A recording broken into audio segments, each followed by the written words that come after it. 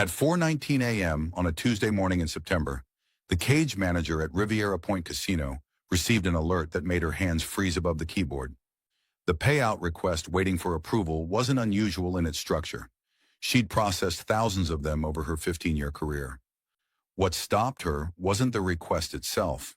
It was the number, $41,000.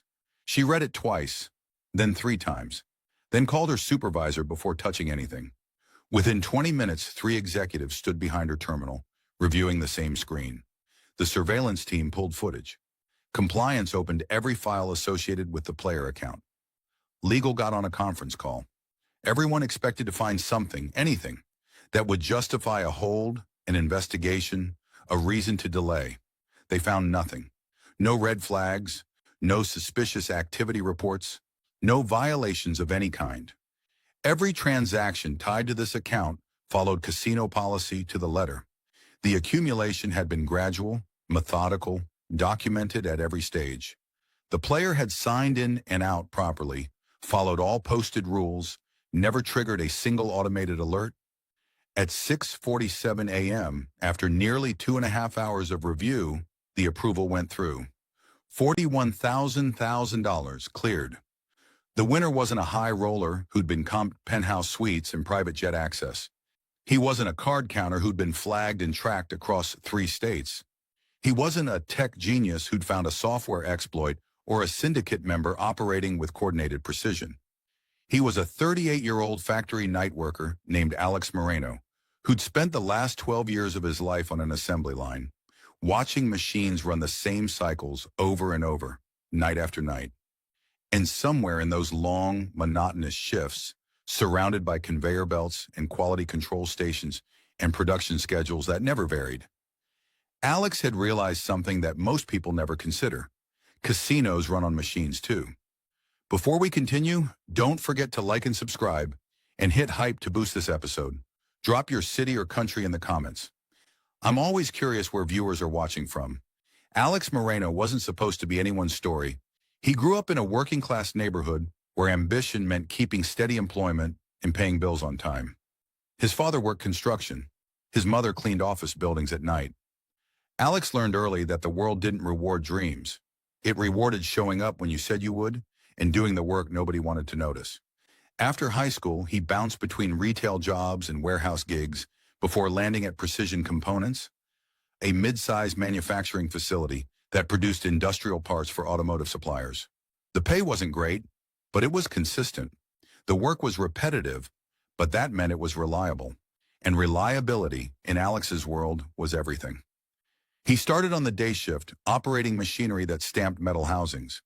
After 2 years, when the overnight supervisor position opened up and nobody wanted it, Alex raised his hand. The overnight shift paid a small differential, barely enough to matter, but it meant fewer people, less noise, and more time to think. For the next 12 years, Alex worked nights, 11 p.m. to 7 a.m., 4 days a week, sometimes 5 when they were behind on orders. He operated the same machines, watched the same processes, fixed the same recurring problems. He became the person management called when something broke at 3 in the morning because he knew every quirk, every workaround, every way the system could fail. His co-workers thought he was quiet. Some thought he was boring. A few thought he was smart but wasting it on a dead-end job. None of them knew what Alex was actually doing during those long nights, what he was learning from the machines that would eventually translate into something none of them could imagine. Alex was precise. He noticed things. At work, he'd spot a bearing wearing down before it failed. He'd catch a calibration drift before it produced defective parts. He'd identify inefficiencies in the production sequence that saved minutes per cycle. Minutes that added up to hours over a shift, days over a month. Management barely acknowledged it. They'd nod, make a note, occasionally mention it in a quarterly review. But there were no promotions waiting, no raises beyond cost of living adjustments, no path upward from the factory floor. Alex didn't complain. Complaining changed nothing. Instead, he watched. He learned. He understood that systems, whether they stamped metal parts or printed money, operated on predictable rules. And if you understood the rules deeply enough, you could find the gaps between what the system was designed to prevent and what it actually prevented. He lived modestly, a one-bedroom apartment 20 minutes from the plant, a 10-year-old sedan he maintained himself, groceries from the discount chain, no vacations, no expensive hobbies, no subscriptions he didn't use. He wasn't saving for anything specific, just accumulating a small cushion against the kind of emergencies that destroyed people like him. Alex didn't gamble. He'd been to a casino maybe twice in his life, both times with co-workers who wanted to blow off steam after a particularly brutal production quarter. He'd sat at a slot machine, fed it $20, got bored after 15 minutes, and left. It felt pointless, just noise and flashing lights designed to make you forget you were losing money. But that was before he started paying attention to how casinos actually worked. It started with an article. Alex was killing time during his lunch break, 2 a.m. on a Thursday, eating a sandwich in the break room while scrolling through his phone, when he stumbled across a piece about casino mathematics. It wasn't a how-to-win guide or a conspiracy theory about rigged games.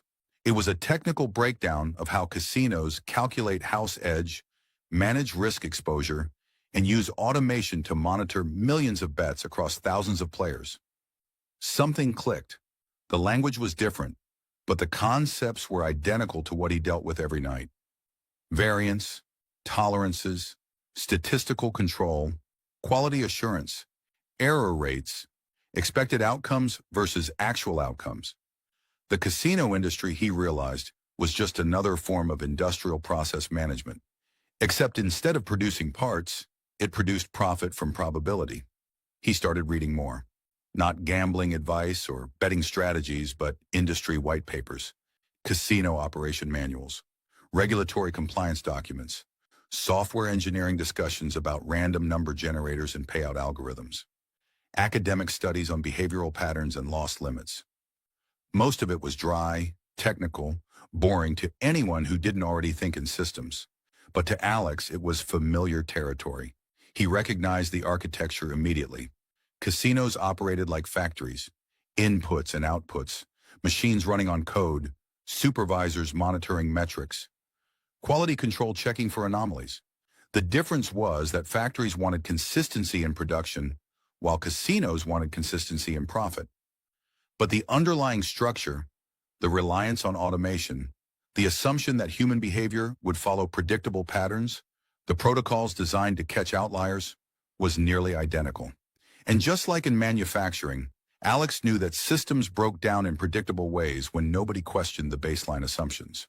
He started visiting Riviera Point Casino on his nights off, not to gamble, at least not at first, but to observe. He'd sit at the bar with a single beer that lasted 2 hours, watching how the floor operated. He noticed which games had the most traffic, which machines cycled players quickly versus which ones held attention longer, how security moved through the space, how dealers rotated, how often maintenance crews serviced equipment. He watched players too, saw how they made decisions based on emotion, chasing losses, celebrating wins, interpreting randomness as patterns, saw how they broke their own limits, stayed longer than planned, made impulsive bets after bad beats, saw how the environment encouraged all of it, the lack of clocks, the free drinks, the ambient noise that made it hard to think clearly. Alex didn't judge them. They were doing what they were designed to do. The casino had optimized every variable to produce that behavior. It was good engineering, really, effective system design. But what Alex also noticed, what he suspected most people never considered, was that the casino's defenses were optimized for the behavior they expected. They watched for card counters and advantage players, and collusion and device use and betting patterns that deviated sharply from normal. They had protocols for all of it, automated alerts that flagged anything unusual. But they weren't watching for someone who did nothing unusual at all, someone who followed every rule, who stayed within normal bet ranges, who didn't react emotionally to outcomes, who treated the entire experience like a job shift. Clock in, execute the plan, clock out. Someone who looked from every angle the system could measure, like just another casual player. Alex didn't know yet if his theory would work, but he knew how to test it. And he knew that if he was right, the key wouldn't be finding a loophole in the games themselves. It would be operating inside the space the system didn't monitor, because it assumed that space was safe. The breakthrough came during a production failure at the plant. It was 3:30 in the morning, and one of the stamping machines had started producing parts that were microns outside tolerance. Not enough to trigger the automated quality sensors. Those were calibrated to catch gross defects, but enough that Alex noticed when he manually inspected a sample batch. He shut down the line and spent an hour tracing the problem. It wasn't mechanical wear. It wasn't a calibration error. It was a software timing issue, a minuscule delay in the cycle sequence that accumulated over thousands of repetitions until it became measurable. The system hadn't caught it because the system was designed to catch different kinds of failures. The engineers who built it had optimized for the errors they'd seen before. They hadn't accounted for this specific combination of variables because it fell outside their model of how failures occurred. Alex fixed it, logged it, and restarted production. But the incident stayed with him. Systems don't fail randomly. They fail when reality stops matching the assumptions built into them. And every system has assumptions. Things the designers took for granted, edge cases they decided weren't worth engineering around because they seemed statistically unlikely or economically irrelevant. He thought about the casino. Casinos were built on a simple assumption. Over enough volume, the math always wins. Individual players might get lucky in the short term, but across thousands of players and millions of bets, the house edge grinds everything down to expected value. The casino doesn't need to beat you on any single bet. It just needs you to keep betting until the probabilities converge. That model works when players behave the way the model expects, when they chase losses, when they increase bets after wins, when they play longer than planned, when they make emotional decisions, when they break discipline. The system is optimized to extract profit from those behaviors. But what if someone didn't exhibit those behaviors? What if someone approached it like a manufacturing process? Defined parameters, strict adherence, zero deviation, no emotional input. What if someone treated it like work? Alex started formulating a framework, not a betting system. He'd read enough to know that no betting system changes the underlying mathematics of a negative expectation game. What he was designing was an operational protocol, a way to interact with the casino environment that exploited not the games themselves, but the assumptions the casino made about player behavior. His advantage wouldn't come from winning more. It would come from losing less, from controlling variance, from operating inside the noise floor of what surveillance considered normal, from being boring enough that no system flagged him as worth investigating. It was the same principle that made his job secure at the plant. He wasn't the most skilled worker. He wasn't the fastest. He was just the most consistent. The one who showed up, did exactly what was needed, never caused problems, never drew attention. Management barely remembered his name, but they relied on him completely. He could do the same thing at a casino. He would be the player nobody noticed because there was nothing unusual to notice. Just another regular at the tables, playing within normal limits, exhibiting normal patterns, generating normal variance. Except underneath that camouflage, every decision would be calculated. Every parameter would be controlled. Every edge case would be accounted for. Alex spent the next 3 months building his framework, not at the casino, he hadn't placed a real bet yet, but on paper, in spreadsheets, in simulations, he ran during lunch breaks at work. He mapped out every variable, defined his risk exposure, set hard limits on time, money, and emotional response, created decision trees for every scenario he could anticipate. He wasn't trying to get rich. He was trying to prove a concept. If it worked, great. If it didn't, he'd lose what he'd budgeted to lose and walk away with useful knowledge about how systems operate under pressure. Either way, he'd learn something. And for Alex, that was almost as valuable as money. Alex's first real session at Riviera Point Casino lasted exactly 4 hours. Not approximately 4 hours, exactly 4 hours. He'd set a timer on his phone. When it went off, he cashed out mid-hand and left, regardless of whether he was up or down. He'd arrived with $2,000, money he'd saved over 6 months specifically for this purpose. It represented roughly 3 weeks of his take-home pay, an amount that would hurt to lose but wouldn't destroy him. He divided it into units, defined his bet sizing, and established exit conditions that had nothing to do with how he felt about his results. He chose a game he'd researched extensively, not because it had the best odds. Several games had comparable house edges, but because it offered the right combination of pace, decision points, and variance profile for what he was testing. He needed a game where he could control his exposure per hour while still generating enough volume to hide in the statistical noise. He played mechanically, no hunches, no gut feelings, no superstitions. When the decision tree said hit, he hit. When it said stand, he stood.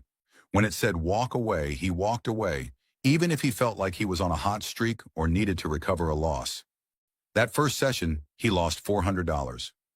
Exactly within the variance band he'd calculated as probable. He went back 3 days later. 4 hours again, lost 200. Third session, up 600. Fourth session, down 300. Over the next 8 months, Alex ran 52 sessions, 4 hours each. Same game, same rules, same bet sizing, same exit conditions. He logged everything in a spreadsheet: date, time in, time out, starting bankroll, ending bankroll, number of hands, significant deviations from expected variance, observations about dealer behavior, floor traffic, and anything else that might constitute useful data. To anyone watching, and casino surveillance definitely watches, Alex looked completely unremarkable. He was a regular, sure, but not an obsessive one. He came in once or twice a week, always on nights when he wasn't working. He bet moderate amounts, nothing that triggered high roller protocols. He won sometimes, lost sometimes, always within normal variance. He drank occasionally but never got drunk. He was polite to dealers, tipped appropriately, never caused problems. Security had a file on him because they have files on everyone who visits with any regularity. But his file was boring. No flags, no alerts, no reason for closer scrutiny. He was background noise, which was exactly what Alex intended. What surveillance couldn't see, what no camera angle or behavioral analysis could detect, was that every single action Alex took was deliberate. His bet sizing wasn't random. It was calculated to maximize time at the table while minimizing risk of ruin. His session length wasn't based on how he felt. It was optimized to operate below the threshold where the casino's win rate analysis would flag him as statistically anomalous. He scheduled breaks with the same precision he used at the plant. Every 90 minutes, he'd leave the table for 15 minutes. Not because he was tired or needed to clear his head, though he told dealers that when they asked, but because he'd calculated that sustained play produced micro-patterns in decision-making that could become predictable. The breaks reset his mental state, ensuring that every session was operationally identical to the previous one. He never played when he was emotional, not when he'd had a bad day at work, not when he was frustrated about money, not when he felt lucky or unlucky or anything other than neutral. If his baseline state was off, he didn't go. Simple as that. Most people can't do this. Most people gamble because of how they feel, not despite it. That's what casinos count on. That's what makes the business model work. Alex removed feeling from the equation entirely, and slowly, imperceptibly, the math started to tilt. Not because he'd found a way to win more. He hadn't changed the fundamental probabilities, but because he'd found a way to lose less. Every avoided emotional decision was money saved. Every session that ended on schedule, regardless of outcome, was variance controlled. Every bet that stayed within his calculated limits was risk managed. Over enough volume, those tiny edges accumulated. The casino was still winning on average. The house edge was still the house edge. But Alex's loss rate was significantly below what the casino's models predicted for a player with his total action. He was an outlier, but not the kind of outlier that triggered alarms, because he wasn't winning impossibly. He was just losing more slowly than expected. And in a negative expectation environment, losing slowly is how you survive long enough for variance to work in your favor. After 12 months, Alex's total tracked winnings, the net result across all sessions, was $23,000 positive. Not life-changing money, but proof of concept. His framework worked. He could operate inside a casino environment, follow all rules, and generate returns that no system flagged as suspicious because they fell within the outer bounds of possible variance. He took a week off to reconsider. He could stop now, bank the win, prove to himself that he'd understood the system correctly, or he could scale. Alex thought about his job, about the production line, about spending the rest of his working life in a factory, operating machinery until his body gave out, or the company automated his position. He thought about what financial freedom actually meant. Not luxury, not excess, just options. The ability to say no, the ability to walk away. He decided to scale. The next phase took longer and required more discipline than anything Alex had ever done. He increased his bankroll gradually, never jumping bet sizes in ways that would draw attention. He spread his play across different times and days, avoiding patterns that might suggest professional activity. He occasionally made suboptimal decisions deliberately, betting slightly off from perfect strategy in ways that cost him trivial amounts, but made his play look more like a recreational gambler's. He was building cover. Every 3 months he'd review his data, calculate his effective win rate, measure it against what the casino's tracking systems would consider normal variance. Adjust his protocol if anything was drifting toward anomalous. It was slow, painfully slow. There were months where he barely broke even, weeks where he lost more than he won, nights where walking away at the 4-hour mark felt almost impossible because everything in his brain screamed that he was on the verge of a breakthrough. But he walked away anyway, because the framework didn't care about feelings. The framework was time-tested industrial process control applied to an environment that wasn't designed to defend against it. By the end of year 2, his total tracked winnings had reached $140,000, enough to change his life if he stopped now, pay off every debt, buy a house outright in his neighborhood, quit his job and take a year to figure out what came next. He didn't stop. Not because of greed. Alex didn't think in those terms, but because the system was still working. He hadn't been flagged, hadn't been backed off, hadn't triggered any review. As far as the casino was concerned, he was a moderately lucky regular who'd had a good run. And he knew from manufacturing that when you find an efficiency gain, you run it until something changes. Year 3 brought complications. The casino upgraded its surveillance software, implemented new player tracking analytics, started cross-referencing betting patterns with win rates in ways that made Alex's previous calculations obsolete. He adapted. He reduced his session frequency, diversified his play across multiple games, deliberately took a small loss 1 month to bring his long-term average back toward the mean. He was still operating within his framework, but he'd added variables to account for the casino's evolving defensive measures. It was exactly like dealing with a production line upgrade at the plant. New machinery meant new calibration requirements, new failure modes, new quality checks. You didn't panic. You studied the changes, updated your protocols, and kept running. By the end of year 3, his total had crossed 400,000. Management started noticing, not with alarms or investigations, nothing that formal. But he got moved to a different tier in the player rewards program, started getting offers for comped rooms and meals. A casino host reached out to introduce himself, mentioned that they appreciated his loyalty, wanted to make sure he was enjoying his experience. Alex accepted the comps politely but minimally, used them just enough to seem appreciative, but not enough to establish a relationship that would mean more scrutiny. He was threading a needle now, valuable enough that the casino wanted to retain him, but not so valuable that they'd audit his entire play history. He remained boring, reliable, consistent. The accumulation continued. Year 4, year 5, year 6. The total climbed past 1 million, then 2, then 5. Alex never changed his lifestyle. Still lived in the same apartment, still drove the same car, still worked the overnight shift at Precision Components because quitting would itself be a signal. Suddenly stopping regular employment after years of casino visits would invite questions he didn't want to answer. He told no one. Not family, not friends, not coworkers. He filed his taxes properly, reported his winnings, paid what he owed. Everything documented, everything legal, everything in compliance with every regulation he could find. The only person who knew was Alex, and the only thing that changed was the number in a bank account he never touched. By year 7, the total had reached 15 million. By year 8, 28 million. By year 9, he crossed 40 million. And then something happened that Alex had been simultaneously planning for and dreading. The casino's annual audit cycle landed on his account. The email came on a Wednesday afternoon while Alex was sleeping after his shift. It was from Riviera Point's Player Services Department, polite and professional, requesting that he call them at his earliest convenience to discuss his account status. His first reaction was the same as when a production alarm went off at the plant: calm assessment. This wasn't unexpected. He'd known that eventually, someone in accounting or compliance would notice that a single player had accumulated $41 million in tracked winnings over nearly a decade. That kind of figure demanded review, regardless of how unremarkable the individual sessions appeared.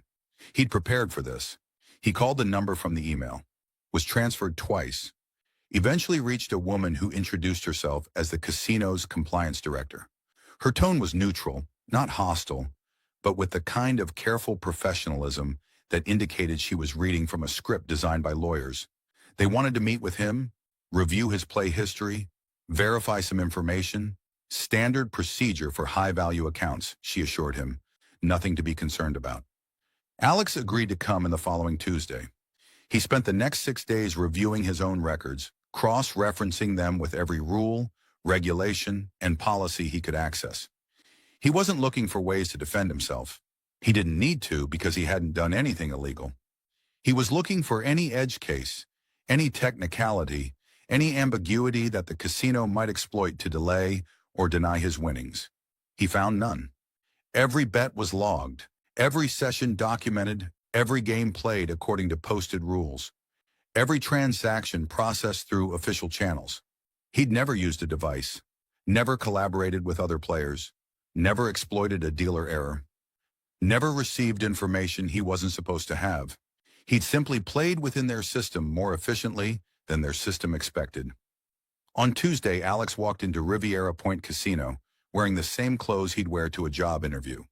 Clean jeans, button-down shirt, nothing flashy. He was escorted to a conference room in the administrative section, a part of the building most guests never saw.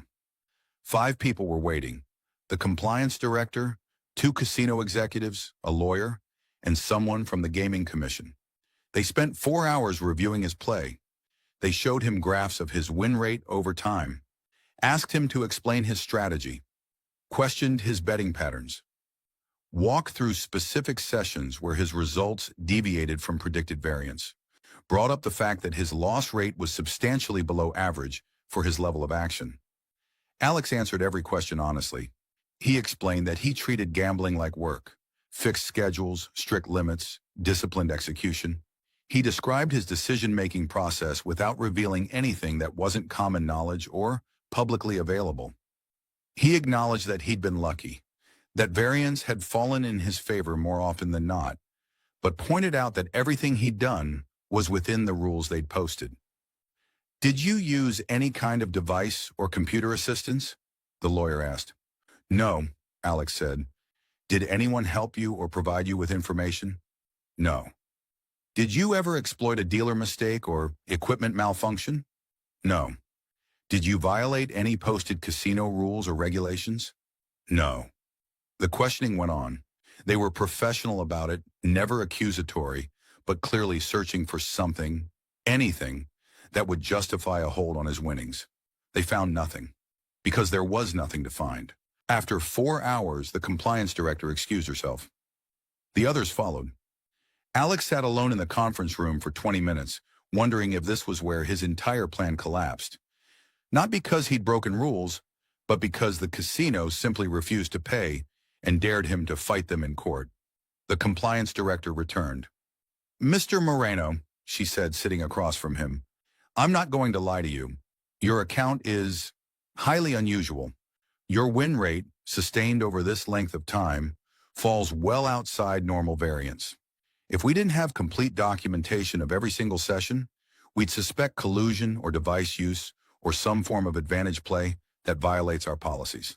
She paused. "But we do have complete documentation, and we've reviewed all of it multiple times. We've had our analytics team run your betting patterns through every model we have. We've examined surveillance footage. We've interviewed dealers. We've checked for any anomaly, any red flag, any violation." Another pause. "There aren't any." Alex said nothing. "You played our games. You followed our rules. You won. It's uncomfortable for us, but it's not illegal. It's not even against policy. You're entitled to your winnings. She slid a document across the table. A release form acknowledging that he'd received full payment and had no further claims against the casino. We'll process the payout through our standard high-value protocol.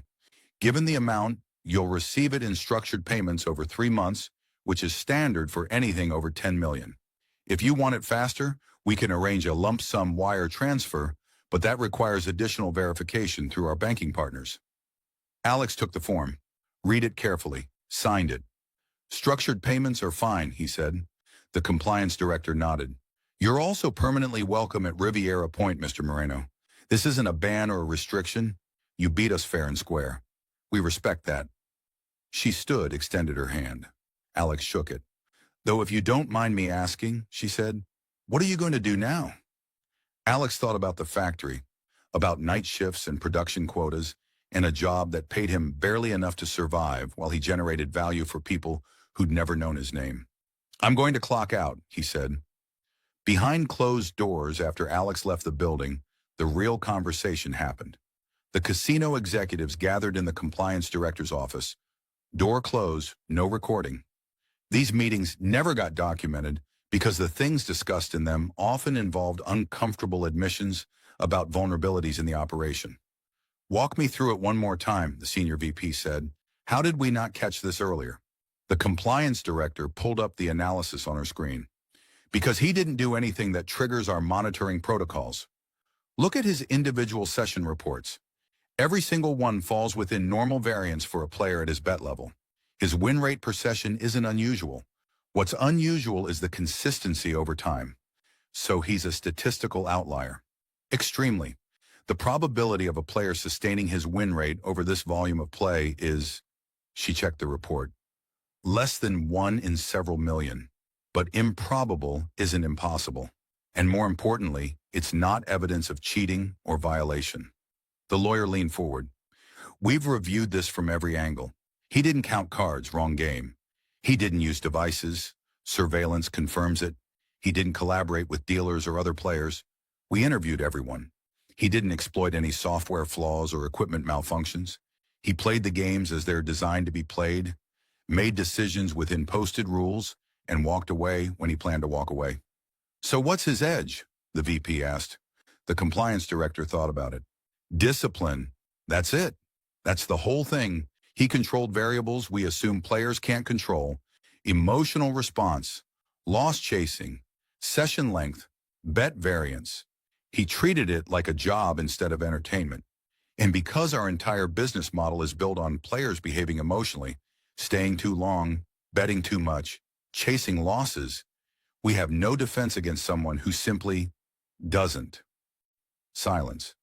He found the gap, the lawyer said quietly. Not in the games, in our assumptions about players. The VP sighed. Can we adjust the rules to prevent this? Prevent what? The compliance director said. Playing within his means, setting time limits, making rational decisions. We'd have to ban disciplined behavior, which is legally indefensible, the lawyer finished, and would invite regulatory scrutiny we absolutely don't want.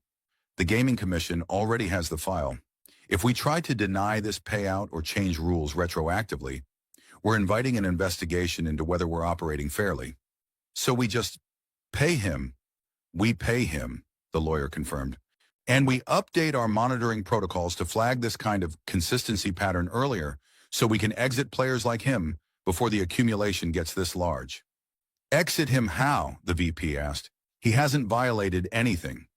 We don't need a violation to restrict someone's play, the compliance director said. We can limit his maximum bet sizes, reduce his comp eligibility, make the experience less attractive. We can't ban him outright without cause, but we can make it not worth his time. Standard advantage player countermeasures? Do we need to? He's taking the money and leaving. The compliance director pulled up Alex's player profile one more time, looked at 10 years of data, $41 million in net winnings extracted from their operation through nothing but patience and discipline. No, she said finally, we don't need to. He's done. He proved whatever he wanted to prove. This was never about the money for him. Then what was it about? She thought about Alex sitting across from her in the conference room, wearing jeans and a work shirt, answering questions in the calm, methodical way of someone who'd spent years solving problems on factory floors, where getting flustered meant someone got hurt. Proving the system could be understood, she said, and that if you understood it well enough, you could operate inside it more efficiently than it operated on you. The VP closed his laptop. Well, he proved it. $41 million worth of proof. What do we tell the board? The lawyer asked. The compliance director drafted the memo in her head. Player engaged in extended advantage play utilizing behavioral discipline rather than technical exploitation. No rules violated, no policies breached, payout approved per regulatory requirements. Recommend protocol updates to flag consistency outliers earlier in accumulation cycle. We tell them it was a learning experience, she said, and that we're implementing safeguards to ensure it doesn't happen again. Nobody mentioned that the safeguards would be useless against someone like Alex, because the truth was, players like Alex were so rare that building defenses against them was economically irrational. The casino made billions from players who chased losses, played while drunk, made emotional decisions, stayed too long, bet too much. Defending against the one person in 10 million who treated gambling like a manufacturing optimization problem would require restructuring their entire business model. It was cheaper to just pay him and move on, which is exactly what they did. Alex received the first payment 3 weeks later, $13,666,667 wired directly to his bank account.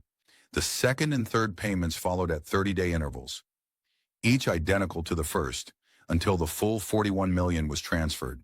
He paid taxes immediately, 37% to federal, another percentage to state.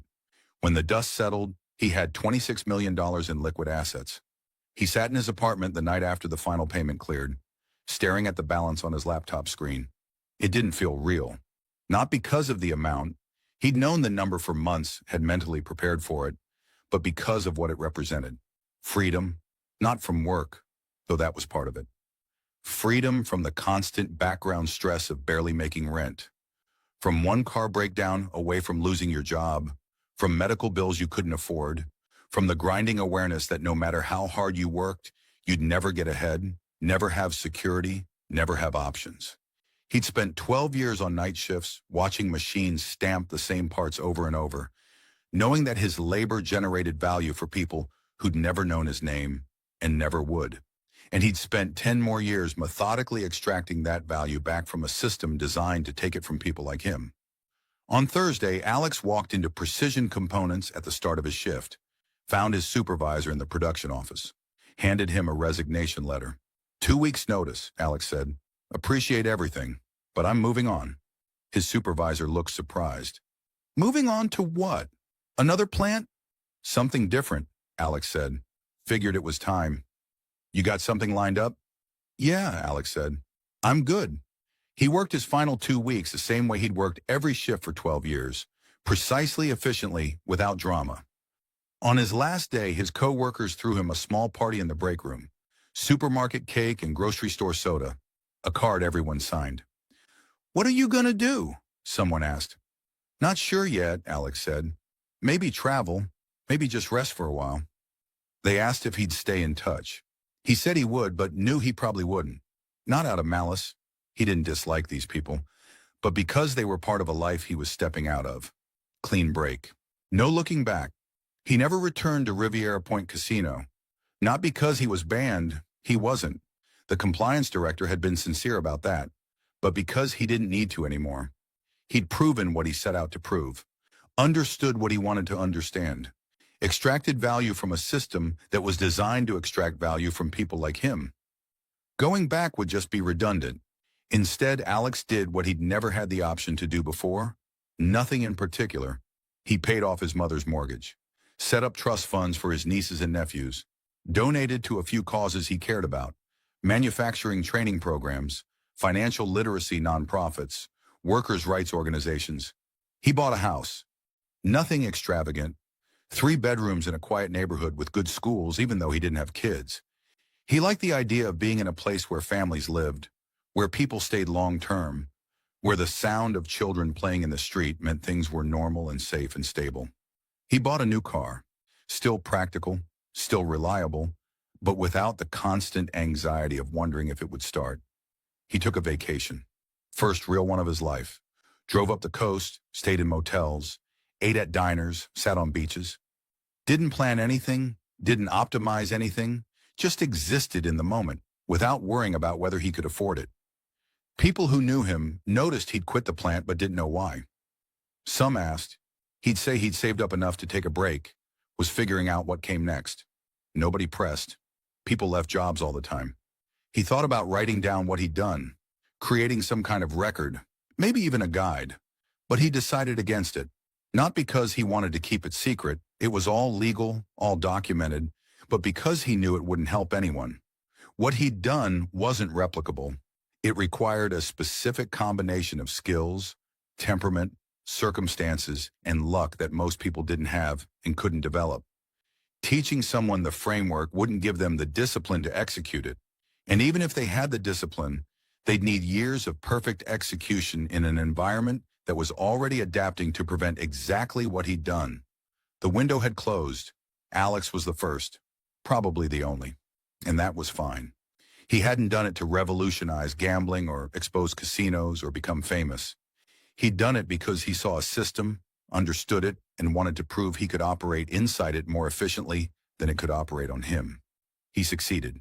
And now, for the first time in his adult life, he didn't have to show up anywhere at 11 p.m. to spend 8 hours watching machines run cycles.